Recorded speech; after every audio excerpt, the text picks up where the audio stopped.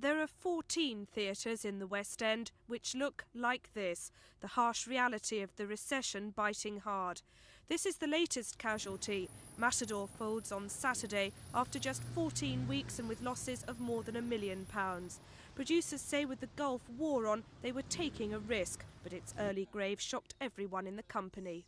It's just unfortunate that all of a sudden this recession has just smacked us right, up front, and that is what has hurt us. People are not spending money like they used to. Matador is just one of the victims. Children of Eden folded in April, leaving debts of £2.5 million.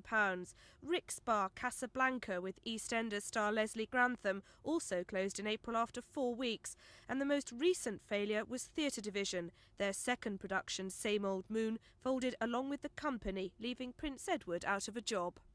It's a gloomy time on Shaftesbury Avenue. 3 theatres are closed with no shows planned at all. 3 are currently undergoing refurbishment, and 8, like the Shaftesbury Theatre behind me, are hoping to have a show before the end of the autumn. All factors have combined at the moment to, I think, give cause for really serious worry. I mean, I'm sure we will come out of it. You get a pattern in the theatre, as in everything else. You get the 7 years of plenty and then the 7 lean years, and we're seeing the 7 lean years. Here at the Actors Centre in the West End, the mood's understandably pessimistic. 3 big shows, 9, Billy and Grand Hotel, have been indefinitely postponed. Derek Smith auditioned for Grand Hotel. Within 3 days of the final casting day, the whole thing had collapsed.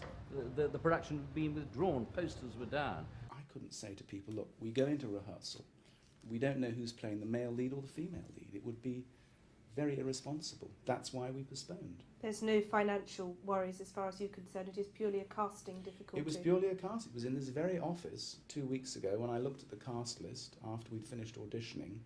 It said leading man uncast, leading lady uncast.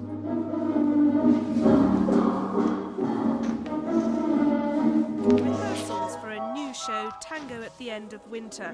With a cast of 35, it's an expensive co-production and fortunate to have Japanese backers.